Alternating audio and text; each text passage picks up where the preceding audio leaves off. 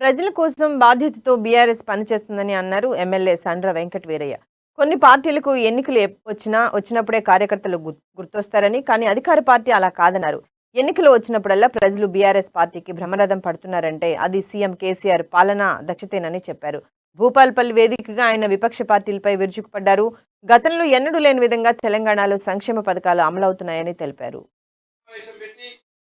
Irrigation ఉన్నతాధికారులను పిలిచి engineer chief పొలాల్లో తిప్పిన ఘనత కేసీఆర్ గారి నాయకత్వంలో ప్రభుత్వం ఉంది.